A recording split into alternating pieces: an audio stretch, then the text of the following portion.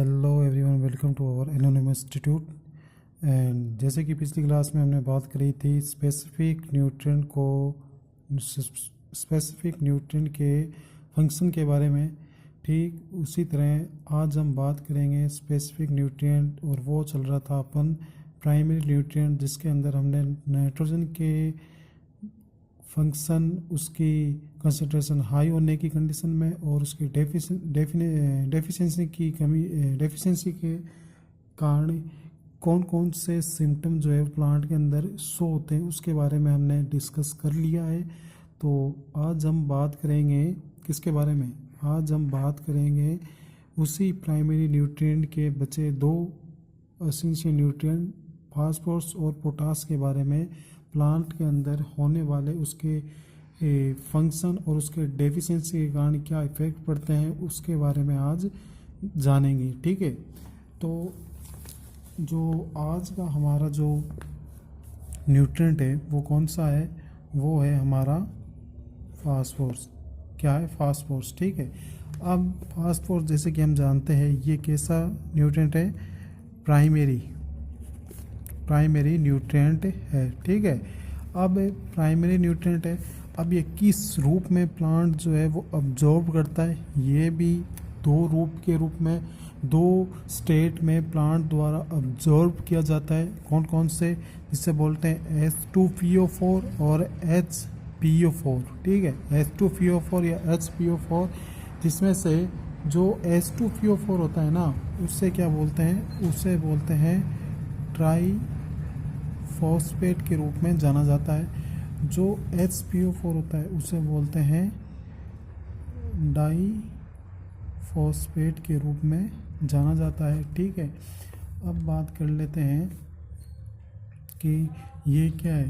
As essential nutrient है। क्या है? एज एसेंशियल न्यूट्रिएंट है। और एज एसेंशियल न्यूट्रिएंट जो है वो किसने कंसीडर किया था? ये कंसीडर किया था जस्टिस वॉन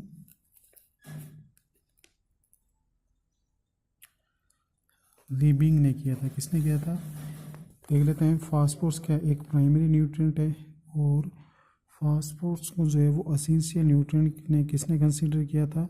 वो किया था जस्टिस वॉन लीबिंग नामक वैज्ञानिक थे। उसने एज ए एसेंशियल न्यूट्रिएंट के रूप में फास्फोरस को कंसीडर किया था। ये ट्राईफॉस्फेट व डाईफॉस्फेट के रूप में प्लांट के द्वारा अब्जॉर्ब किया जाता है।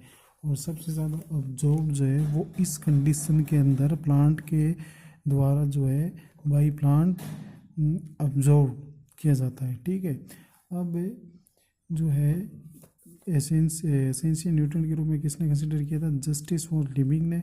ठीक है, और जस्टिस फॉर लिविंग को है वो क्या देखते हैं? जस्टिस फॉर लिविंग जो है इसे फादर ऑफ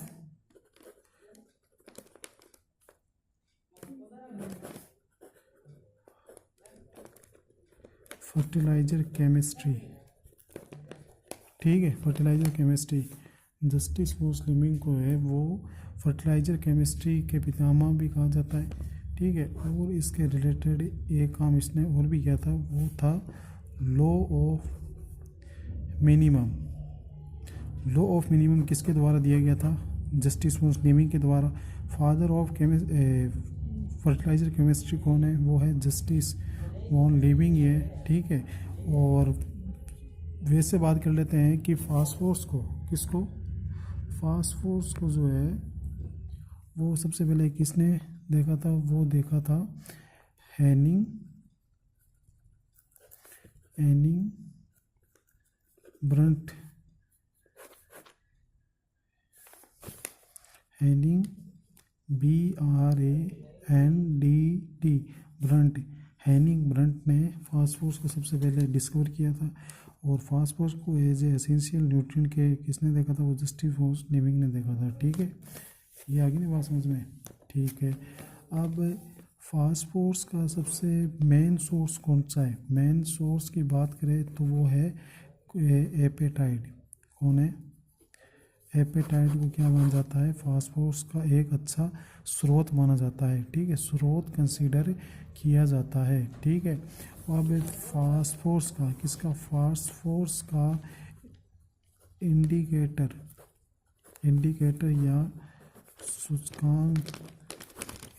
या सूचकांक, कौन से प्लांट को माना जाता है, वो माना जाता है मस्टर्ड को, इसको माना जाता है मस्टर्ड को माना जाता है, ठीक है। दोबारा देख लेते हैं, फास्फोरस जो एक प्राइमरी न्यूट्रिएंट है, प्राइमरी न्यूट्रिएंट होने के कारण किसमें एसेंशियल न्यूट्रिएंट कंसिडर किसने किया था, जस्टिस वॉस लिविंग ने। जस्टिस वॉस लिविंग जो है वो फादर ऑफ फर्टिलाइजर केमिस्ट्री के हैं, और ये लॉ ऑफ मिनिमम भी दिया था, ठीक है। इसके बारे में हमने एग्रीकल्चर टर्मिनोलॉजी सीरीज़ के अंदर बात करी थी, ठीक है। और इसका इंडिकेटर प्लांट कौन सा है, वो है मस्टर्ड, और इसका मेन सोर्स कौन सा है, वो है एपेटाइट। कौन है, एपेटाइट को माना जाता है, ठीक है। अब बात कर लेते हैं इसका फंक्शन कौन कौन से हैं, क्या बात कर लेते हैं, फंक्शन के बारे में चर्चा कर लेते हैं। और जैसे कि बात कर लेते हैं फंक्शन में, कि मेन फंक्शन होता है ये न्यूक्लिक एसिड और फाइटिन के फॉर्मेशन में ये फास्फोरस जो है बहुत बड़ा रोल प्ले करता है। न्यूक्लिक एसिड होती है ना, वो आपस में क्या रहती है, जुड़ी हुई रहती है ना। तो ये जो बॉन्ड है ना, ये एक बॉन्ड दूसरे बॉन्ड से, न्यूक्लिक एसिड के अंदर क्या होती है, पेंटोस शर्करा होती है, कौन सी होती है, पेंटोस शर्करा। और वो पेंटोस शर्करा जो है वो आपस में जुड़ी भी रहती है, क्या जुड़ी भी रहती है। और ये जोड़ने का काम कौन करता है, फास्फोरस ही करता है। किस रूप में ये रखता है, फॉस्फोडाइएस्टर बॉन्ड के रूप में, किसके रूप में, फॉस्फोडाइएस्टर बॉन्ड के रूप में जो है ये एक पेंटोस शर्करा को दूसरी पेंटोस शर्करा से जोड़े रखता है। ये ज़्यादा इम्पोर्टेंट है, ये ध्यान रखना, ठीक है, ये इम्पोर्टेंट है, ठीक है।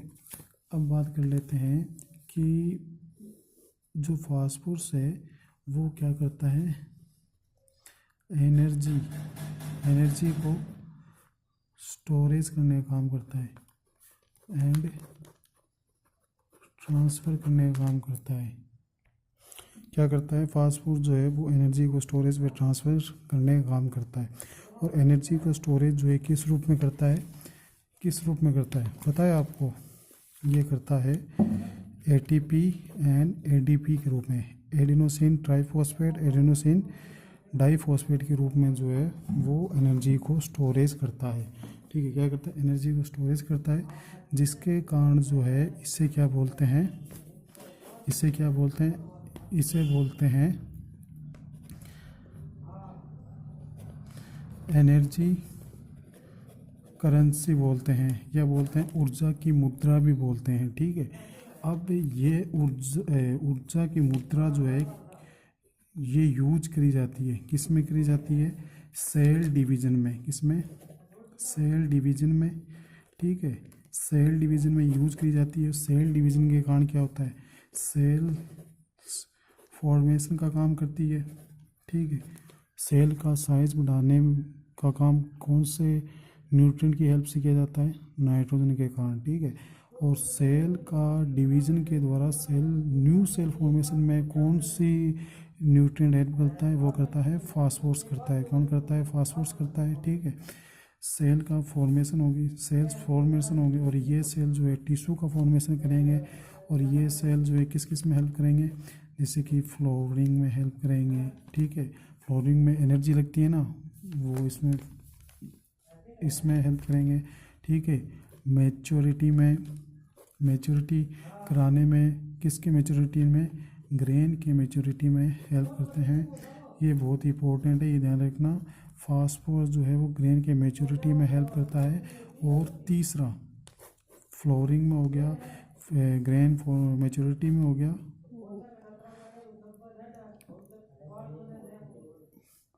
और जो है तीसरा तीसरा जो है वो है रूट फॉर्मेशन में हेल्प करता है। ठीक है, रूट के फॉर्मेशन में हेल्प करता है। ठीक है, रूट फॉर्मेशन में हेल्प करता है,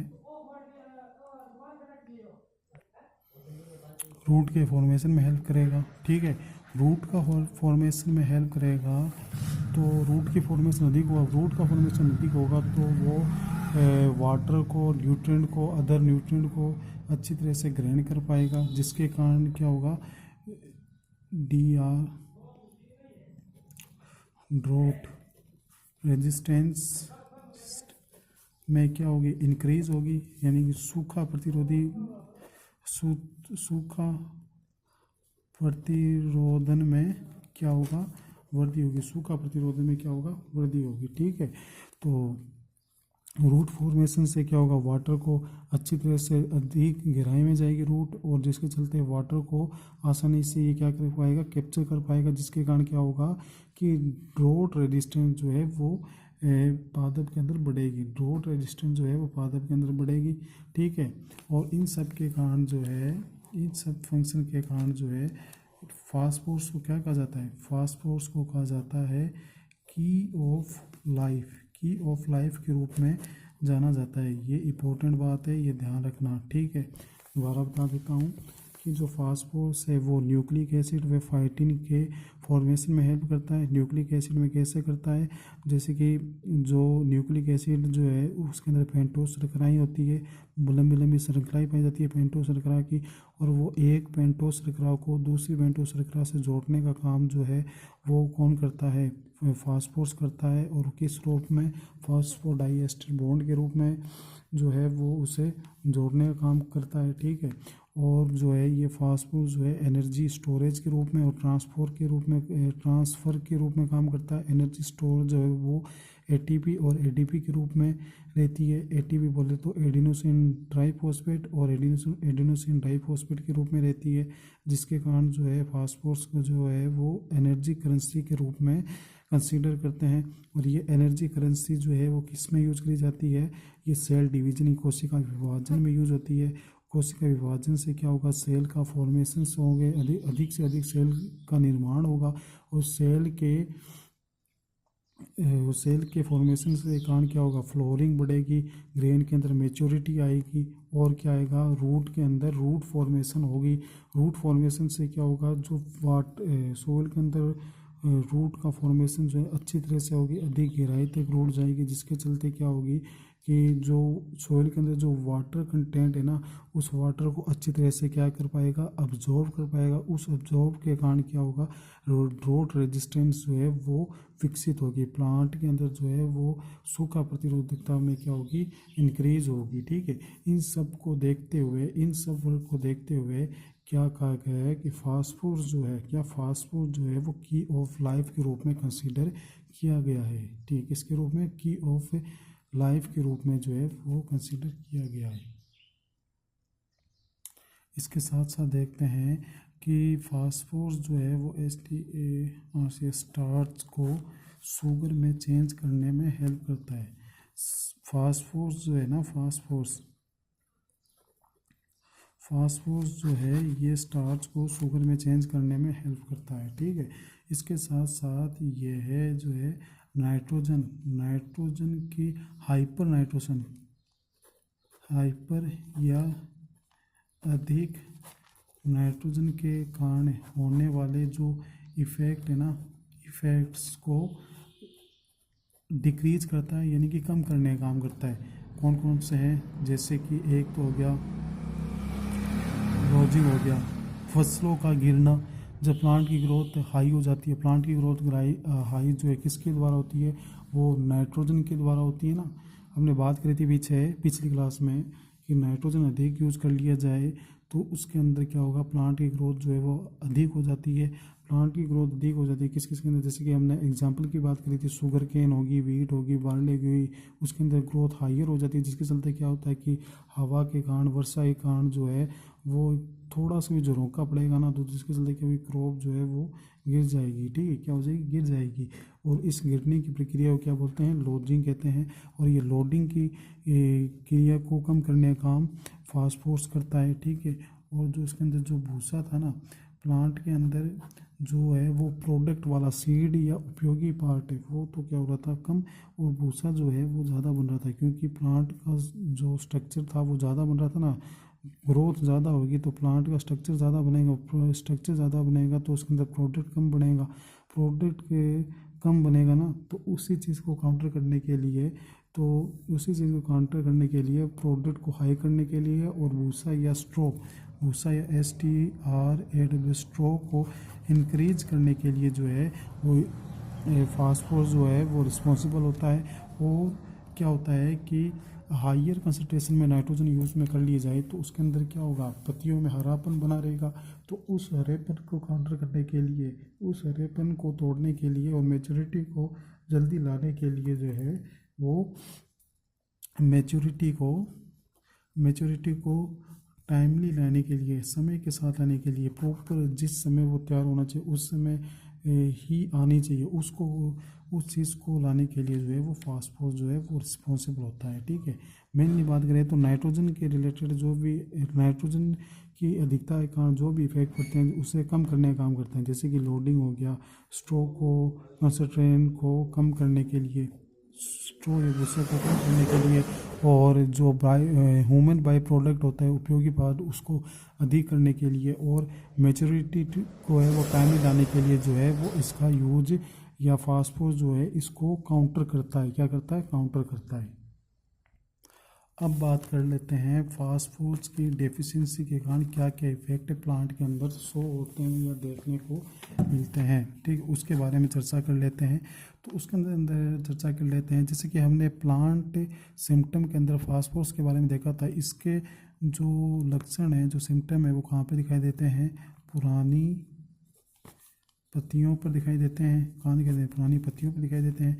इसके कारण क्या होता है, इसके कारण जो है प्लांट की जो पत्तियां हैं ना वो कैसे हो जाती है, रेड एंड पर्पल कलर की हो जाती है, लाल व बैंगनी रंग की हो जाती है, ठीक है। और इसकी और ज़्यादा डेफिशिएंसी हो, कुछ हद तक डेफिशिएंसी हो ना, जब तो लाल और बैंगनी रंग की बनी हुई रहेगी, और ज़्यादा डेफिशिएंसी हो जाएगी ना तो प्लांट की जो पत्तियां हैं ना, पत्तियां वो कैसी बनी रहेगी, हरी बनी रहेगी, हरी बनी रहेगी। हरी क्यों बनी रहेगी, क्यों बनी रहेगी, थोड़ा आप दिमाग लगाओ, थोड़ा सोचो, वीडियो को पॉज करो और देखो कि प्लांट की पत्तियां क्यों हरी बनी रहेगी, ठीक है। अब मैं बताता हूँ प्लांट की पत्तियां क्यों हरी बनी रहती है। मैं बताऊँ उससे पहले आप रोको और सोचो, आप पीछे मैंने इसका आंसर दे चुका हूँ, ठीक है। आप ध्यान से सोचोगे तो इसका मैंने आंसर दे दिया है, अब उसे थोड़ा सा रिकॉल करने की ज़रूरत है, इनडायरेक्ट रूप से मैंने बता चुका हूँ। देखो कि जब से हमने बात करी थी कि जो नाइट्रोजन है ना, नाइट्रोजन की इफेक्ट हो उसको काउंटर कौन करता है, फास्फोरस करता है, ठीक है। और नाइट्रोजन की अधिकता बनी रहेगी तो प्लांट की पत्तियां कैसी रहेगी, हरापन बना रहेगा, ठीक है। वो कैसी बनी रहेगी, हरीपन बनी रहेगी। यदि फास्फोरस जो है वो इक्वल क्वांटिटी में प्रेजेंट है तो वो नाइट्रोजन की जो इफेक्ट है उसे काउंटर कर देगी, क्या कर देगी, उसे काउंटर कर देगी। पर फास्फोरस की डेफिशिएंसी एकदम हो चुकी है, ठीक है, कमी बहुत कुछ ज़्यादा ही हद तक हो चुकी है, तो उस नाइट्रोजन की जो हायर कंसंट्रेशन है उसको काउंटर नहीं कर पाएगा, उसे मिटा नहीं पाएगा, जिसके चलते क्या होगी, प्लांट की जो पत्तियां है ना, प्लांट की पत्तियां वो कैसे बनी रहेगी, हरी बनी रहेगी। वो प्लांट की पत्तियां हरी बनी रहेगी तो जो फ्लोरिंग जो है वो क्या हो जाएगी, फ्लोरिंग लेट होगी, यानी कि पुष्पन क्रिया जो है वो देरी से होगी। पुष्पन क्रिया देरी से होगी तो प्लांट का जो पकाव मैच्योरिटी जो है वो क्या हो जाएगी, लेट हो जाएगी। मैच्योरिटी लेट होगी तो क्या जो फसल है वो टाइमली पक पाएगी, टाइमली मैच्योर हो पाएगी, नहीं ना, जिसके चलते क्या होगी, जो क्रॉप का प्रोडक्शन टाइमिंग है, प्रोडक्शन पीरियड है वो कैसे हो जाएगा, लंबा हो जाएगा। ठीक है, क्या हो जाएगा, लंबा हो जाएगा। तो ये देखो फास्फोरस की अधिक कमी होगी ना, तो फास्फोरस की अधिक कमी होगी, जिसके चलते क्या होगा, जो क्रॉप का यील्ड पीरियड है वो क्या हो जाएगा, लंबा हो जाएगा। क्या हो जाएगा, लंबा हो जाएगा। अब बात कर लेते हैं कि इसके साथ ये देखने को मिल गया। ठीक है, और इस मैंने ये भी कहा था कि प्लांट लक्षण जब मैंने क्लास में पढ़ाया था कि फास्फोरस की कमी के लक्षण सबसे पहले कहाँ दिखाई देंगे, वो दिखाई देंगे सबसे पहले पुरानी पत्तियों में, उसके बाद में ऊपर वाली पत्तियों में दिखाई देंगे। ठीक है, अब बात कर लेते हैं कि इसकी कमी से जो लीफ होगी ना, लीफ वो कैसे हो जाएगी, सिक्कल शेप की हो जाएगी। ठीक है, सिक्कल शेप की हो जाएगी। कैसे हो जाएगी, सिक्कल शेप की हो जाएगी।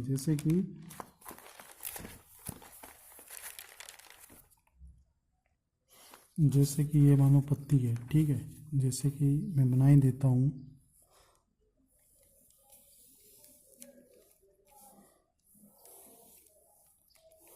ये क्या है, पत्ती है। सिक्कल शेप क्या होता है उसके बारे में देखते हैं। जो ये पत्ती है ना, ये पत्ती, ये नॉर्मली कैसी, ऐसी है ना, तो ये पत्ती हो जाएगी ऐसे हो जाएगी। कैसे हो जाएगी, ऐसे हो जाएगी। ठीक है, ऐसे हो जाएगी ये पत्ती। इसका सरफेस लेवल घट गया ना, पहले कितना था, पहले ये इतना था, इतना था। ठीक है, प्लांट की पत्तियाँ कब कैसी होगी, ऐसी होगी, ऐसी होगी। सरफेस लेवल कितना होगी, इतना रहे, इतना ही रहा है ना, इतना बराबर, इतना रहा है, इतने से इतना हो गया। ठीक है, तो इस फास्फोरस की कमी के कारण क्या हो जाएगी, सिक्कल सेल के आकार की हो जाएगी। सिक्कल सेल एक रोग भी होता है। ठीक है, जो मलेरिया हो जाए ना, तब क्या होगा कि जो प्लांट की जो ह्यूमन की ब्लड सेल्स है वो भी ऐसे हो जाएगी, सिक्कल सेल के आकार की हो जाएगी, जिसके चलते क्या होगा, वो ऑक्सीजन को पर्याप्त मात्रा में अब्जॉर्ब नहीं कर पाएगी। ठीक है, जिसके चलते क्या हो जाएगी, किसके अंदर होता है ये होता है मलेरिया के अंदर। मलेरिया डिजीज होती है ना, उसके अंदर हमें रेड ब्लड सेल्स कैसे हो जाती है, सिक्कल सेल की हो जाती है।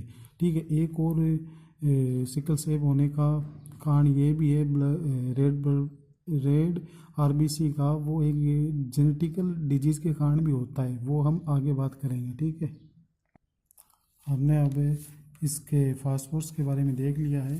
ठीक है, अब बात करते हैं हम इसके पोटास के बारे में। किसके बारे में, पोटास के बारे में बात करते हैं। किसके बारे में बात करते हैं, पोटास के बारे में बात करते हैं। ठीक है, पोटास जो है वो कैसा एक न्यूट्रिएंट है, वो एक प्राइमरी न्यूट्रिएंट है। कैसा न्यूट्रिएंट, प्राइमरी न्यूट्रिएंट है। अब प्लांट जो है पोटास को किस रूप में ग्रहण करता है, के पॉजिटिव के रूप में ग्रहण करता है। ठीक है, ये इस आयन के रूप में ग्रहण करता है। ठीक है, अब पोटास का जो मेन सोर्स कौन कौन सा है, मेन सोर्स की बात करें, मेन स्रोत कौन कौन से है या मेन सोर्स कौन कौन से है पोटास मिलने के, वो है feldspar, mica and spice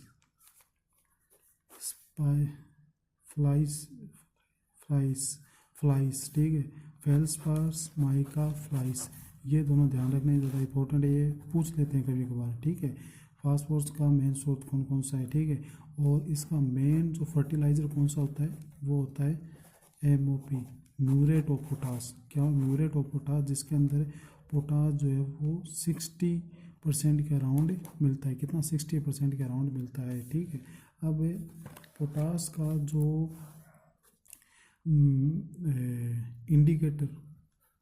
indicator plant कौन सा होता है, पोटास का इंडिकेटर प्लांट जो है वो होता है आलू का प्लांट। किसका प्लांट, आलू का प्लांट जो है वो इंडिकेटर प्लांट होता है। इसका पोटास का इंडिकेटर प्लांट से आप क्या समझते हैं, क्या मतलब होता है असल में इसका इंडिकेटर प्लांट से। इंडिकेटर का प्लांट का मतलब ये होता है कि जिस एलिमेंट की कमी हो ना, उस एलिमेंट के प्रति वो प्लांट जो है वो हाइपर सेंसिटिविटी होता है, हाइपर सेंसिटिव होता है। ठीक है, यदि आलू वाले प्लांट के अंदर पोटास की जरा सी भी कमी होगी ना, तो उसके तुरंत इफेक्ट्स होंगे as compared to other essential nutrient के। ठीक है, उसे बोलते हैं इंडिकेटर प्लांट। फूल गोभी और पत्ता गोभी में यदि नाइट्रोजन के ज़रा से भी न्यूट्रिएंट में कमी होगी ना तो उसके डायरेक्ट इफ़ेक्ट शो होंगे इसके प्लांट के अंदर। किसकी कमी के? नाइट्रोजन की। ठीक है। फास्फोरस से ज़रा से भी कमी होगी ना मस्टर्ड या सरसों के अंदर तो उसके इफ़ेक्ट तुरंत प्रभाव से दिखाई देंगे। ठीक है। वो ही होता है इंडिकेटर प्लांट कि जिस न्यूट्रिएंट की जो ज़रा से भी कमी हो जाए ना तो उसके इफ़ेक्ट जो है वो बहुत ही हाइपर टाइम के अंदर बहुत ही जल्द उसके दिखाई देंगे। ठीक है। वो होता है इंडिकेटर प्लांट। पोटास का इंडिकेटर प्लांट कौन सा होता है? वो होता है आलू होता है। ठीक है। आलू होता है। अब हम बात कर लेते हैं इसके फंक्शन के बारे में। ठीक है। पोटास के फंक्शन की बात करें तो पोटास का जो मेन फंक्शन है ना, मेन फंक्शन वो क्या होता है? डिजीज रेजिस्टेंस को के प्रति एक्टिवेट करने का काम करता है। ठीक है। डिजीज रेजिस्टेंस को इंक्रीज करने वाला जो न्यूट्रिएंट है वो कौन है? पोटास है। पोटास से रिलेटेड है। यदि पोटास से ठीक ठाक जितनी ज़रूरत होती है उतनी क्वांटिटी के अंदर प्लांट को दे दी जाए या मिल जाए तो उस कंडीशन के अंदर प्लांट में डिजीज रेजिस्टेंस जो है वो बनी रहती है। क्या रहती है? डिजीज रेजिस्टेंस जो है वो बनी रहती है। इसके साथ साथ पोटास जो है सेल के किसके? सेल मेम्ब्रेन जो होती है, मेम्ब्रेन के प्रति जो पारगम्यता उसको बनाए रखता है। तो पारगम्यता या बोलते हैं इसे परनेबिलिटी। ठीक है, उसको बोलते हैं। और परनेबिलिटी क्या होती है? परनेबिलिटी जो है वो सेल की एबिलिटी होती है जिसके अंदर स्पेसिफिक मॉलिक्यूल को ही वो अलाउ करती है अंदर जाने। किसके अंदर? सेल के अंदर जाने के लिए। ठीक है। सेल मेम्ब्रेन या कोशिका झिल्ली की वह क्षमता जिसमें किसी विशेष मॉलिक्यूल्स मॉलिक्यूल्स को क्या बोलते हैं? मॉलिक्यूल को अणु को ही सेल के अंदर जाने के लिए क्या करते हैं? अलाउ करते हैं या फिर अलाउ करते हैं। ठीक है। उसे बोलते हैं सेल परमेबिलिटी बोलते हैं। ठीक है। कौन से प्रेशर की हेल्प से? ऑस्मोटिक प्रेशर की हेल्प से। ठीक है। ऑस्मोटिक प्रेशर क्या होता है कि लो कंसंट्रेशन में हाई कंसंट्रेशन की ओर गति क्या कहलाती है? ऑस्मोटिक प्रेशर कहलाती है। ठीक है। तो ये है। और इसके साथ साथ हमने किसके बारे में बात करी कि डिजीज रेजिस्टेंस में हेल्प करती है। ठीक है। और सेल मेम्ब्रेन में परमेबिलिटी को इंक्रीज या परमेबिलिटी को ठीक ठाक से काम करने लायक बनाए रखने में हेल्प करती है। ठीक है। इसके साथ साथ क्या करता है? तीसरा ये करता है स्टोमेटा को कंट्रोल करने का काम करता है। ये है पोटेशियम का अदर जो जितने फंक्शन है उसमें सबसे ज़्यादा मेन रोल प्ले जो है वो स्टोमेटा को कंट्रोल या खोलने और बंद करने का काम करती है। ठीक है। कौन करती है? पोटास करती है। ठीक है। जिसके कारण जो है इस स्टोमेटा के कंट्रोलर होने के कारण इसे ट्रैफिक पुलिसमैन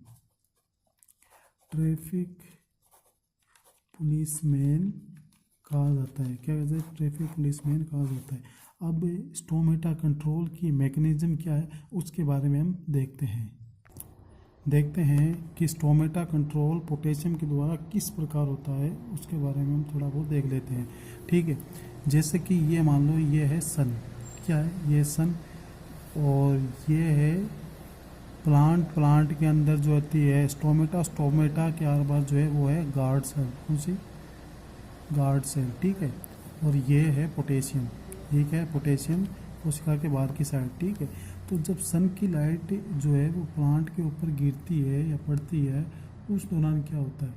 उस दौरान होता है कि जो पोटेशियम है ना वो एक चैनल का फॉर्मेशन करती है। ठीक है। जिसे बोलते हैं पोटेशियम चैनल। ठीक है। और यह क्या करता है? ये पोटेशियम जो है वो गार्ड सेल के अंदर इंटर कर जाती है। क्या कर जाए? इंटर कर जाती है। ठीक है। कुछ इस तरह। अब देखिए ये गार्ड सेल जो है इसके अंदर पोटेशियम क्या कर चुका है, इंटर कर चुका है। तो इसके अंदर इंटर करते ही जो सोल्यूट है ये विल विले एक होता है विलायक, एक होता है विल्य।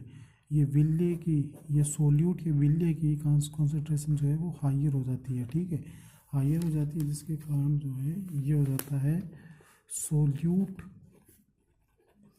कंसंट्रेशन जो है वो हाइयर हो जाती है, ठीक है। विल्य पदार्थ की मात्रा जो है वो हाइयर हो जाती है, ठीक है, और विलायक की मात्रा कम हो जाती है, ठीक है। तो इस कंडीशन में क्या लगता है, ओस्मेटिक प्रेशर लगता है। क्या लगता है, ओस्मेटिक प्रेशर लगता है, ओस्मेटिक प्रेशर लगता है, जिसके कारण जो है इसके अंदर जो बाहर वाली सेल होती है ना, सराउंडिंग जिसे बोलते हैं सराउंडिंग सेल, और इस सराउंडिंग सेल के अंदर जितना भी वाटर प्रेजेंट होता है, इसके अंदर जो भी वाटर कंटेंट प्रेजेंट होता है, वो वाटर कंटेंट जो है वो इस गार्ड सेल के अंदर इंटर करती है। ये पोटेशियम रहता है, पोटेशियम तो रहता ही रहता है, ये गार्ड सेल है, इसके अंदर वाटर इंटर कर जाता है, ठीक है। वाटर इंटेक इंटर करते ही क्या हो जाती है कि जो ये गार्ड सेल है ना, ये गार्ड सेल ये जो है ये किसमें, टर्गर टर्गर टर्गर स्टेज में आ जाती है। टर्गर से स्टेज बोले तो स्फीति स्फीति अवस्था के अंदर आ जाती है, ठीक है। कौन सी अवस्था में आ जाती है, स्फीति अवस्था में आ जाती है, जिसके चलते क्या होता है कि जो पादप के स्टोमेटा है, पादप के जो रंध्र है वो कैसे हो जाते हैं, खुल जाते हैं, ठीक, कैसे हो जाते हैं, खुल जाते हैं, ठीक है। ये खुल गया, और इस कंडीशन के अंदर क्या था, इस कंडीशन के अंदर ये कुछ ऐसा था, ठीक है। ये यहाँ से ऐसे ऐसे बंद था ये, ठीक है, यहाँ से बंद था, यहाँ से जॉइंटेड है, यहाँ से जॉइंटेड है, यहाँ से बंद है, ये पिच की हुई है, ठीक है। पोटेशियम का चैनल बना, पोटेशियम जो है वो गार्ड सेल के अंदर इंटर कराया, जिसके अंदर सोल्यूट कंसंट्रेशन हायर हुआ, जिसके चलते क्या हुआ, ऑस्मेटिक प्रेशर लगा, जिसके कारण क्या हुआ कि गार्ड सेल के सराउंडिंग में जो भी सराउंडिंग सेल थी, उस सेल में से वाटर कंटेंट जो है वो गार्ड सेल के इंटर किया, गार्ड सेल के अंदर इंटर करते ही जो है ये गार्ड सेल जो है वो ट्रिगर स्टेज में स्फीति अवस्था में आ गई, और ये स्फीति अवस्था में आते ही रंध्र जो है वो कैसे हो गए, ओपन हो गए, क्या हो गए, ओपन हो गए, क्या हो गए, ओपन हो गए, जिसके चलते क्या हो गया, वो है इस, और ये रंध्र ओपन हो गए, और रंध्र रंध्र या स्टोमेटो ओपन होने से क्या हुआ, जो है वो H2O वाष्पोत्सर्जन जो बोलते हैं वो किसके द्वारा होता है, स्टोमेटा के द्वारा ही तो होता है। तो H2O का तो क्या हो गया, आउट हो गई, और CO2 प्लांट क्या करते हैं, CO2 को ग्रहण करते हैं और H2O को बाहर निकालते हैं, यानी वाटर को निकालते हैं और CO2 को अंदर लेते हैं, ठीक है। H2O को बाहर निकालते हैं, इसे तो बोलते हैं वाष्पोत्सर्जन, वाष्पोत्सर्जन या ट्रांसक्रिप्शन, सही बोल रहा हूँ तो मैं, ट्रांसक्रिप्शन ही होगा, क्या ट्रांसक्रिप्शन होगा, ठीक है। और CO2 क्या कर रहा है, अपटेक कर रहा है, ठीक है, कौन किसकी स्टेज में, सन की प्रेजेंस में, किसकी प्रेजेंस में, सन की प्रेजेंस में जो है वो H2O यानी कि वाटर को तो निकाल रहा है और H2O को तो ले रहा है, ठीक है। और इस क्रिया को क्या बोलते हैं, इस क्रिया को बोलते हैं फोटोसिंथेसिस, फोटोसिंथेसिस बोलते हैं, क्या बोलते हैं, फोटोसिंथेसिस कहते हैं, ठीक है। अब ये CO2 है ना, इस CO2 का आगे क्या होगा वो बताता हूँ मैं। अब CO2 लिया, CO2 से क्या हुआ, इसका हुआ शुगर फॉर्मेशन, और शुगर फॉर्मेशन, शुगर का अब क्या होगा, ट्रांसपोर्ट, शुगर का क्या होगा, शुगर ट्रांसपोर्ट होगा, ध्यान रखना ये इंपॉर्टेंट है। शुगर का ट्रांसपोर्ट जो है वो किसके द्वारा किया जाता है, वो किया जाता है पोटास के द्वारा किया जाता है, ठीक है। हाँ, और शुगर केन के अंदर स्पेसिफिक शुगर कैन, ये गन्ने के अंदर जो है मेनली शुगर का ट्रांसपोर्ट किसके द्वारा किया जाता है, बोरोन के द्वारा किया जाता है। बार बार बता रहा हूँ कि शुगर केन का फॉर्मेशन हुआ CO2 के द्वारा, CO2 अपटेक करी थी ना फोटोसिंथेसिस के थ्रू। कौन, प्लांट किसके द्वारा, स्टोमेटा के से स्टोमेटा से CO2 को इंटर कर लिया गया और ये CO2 किस में यूज़ की जाएगी, शुगर के फॉर्मेशन में, और ये शुगर फॉर्मेशन के द्वारा इसका ट्रांसपोर्ट किया जाएगा कहाँ पर, वो किया जाएगा रूट में किया जाएगा, लीव्स में किया जाएगा, स्टेम में किया जाएगा, प्लांट के अनेक अनेक भाग पर किया जाएगा, ठीक है, फ्रूट में, सीड में किया जाएगा ना।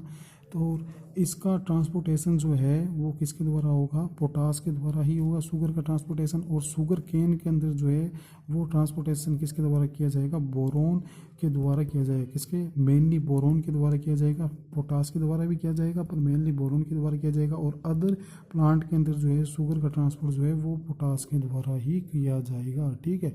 अब ये शुगर का ट्रांसपोर्ट हो गया, शुगर का ट्रांसपोर्ट हो गया तो जिसके चलते क्या हो गया, ये अलग अलग पार्ट पर, अलग अलग भागों पर ये शुगर का पहुंच गई, जैसे कि होगी रूट में हो गई, सीड में हो गई, फ्रूट में हो गई, ठीक है, फ्रूट में हो गई।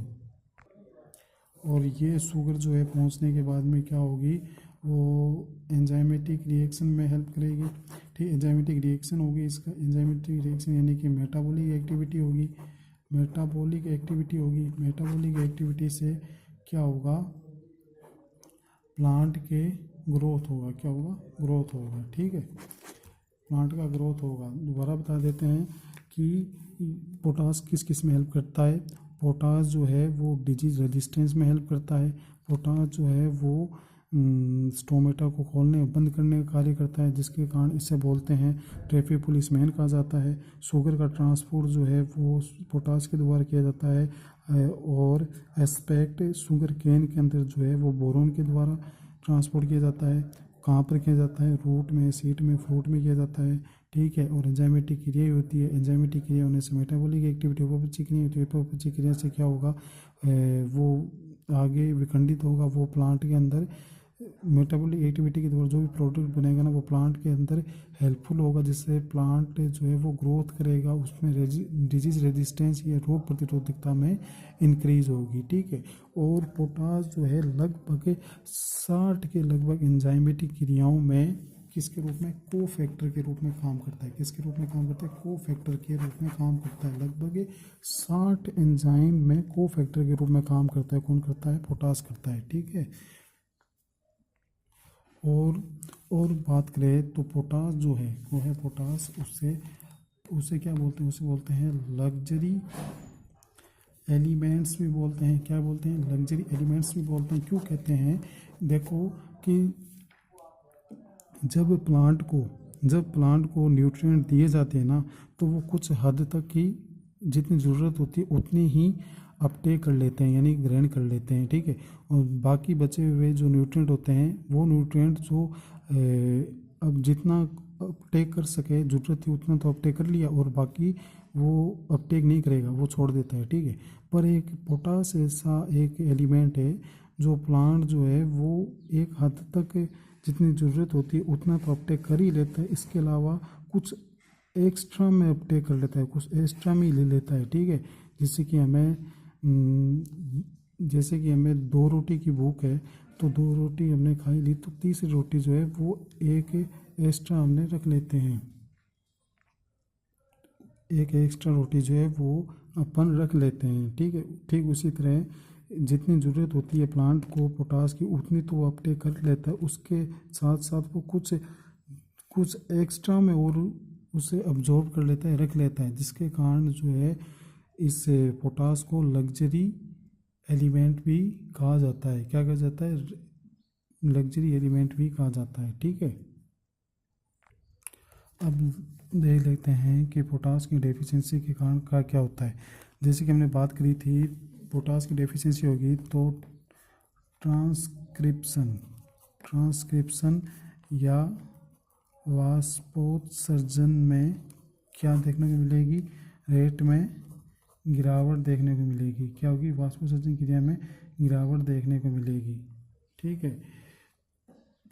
वो माल फंक्शनिंग अच्छे से नहीं कर पाएगा, माल फंक्शनिंग अच्छे से नहीं कर पाएगा।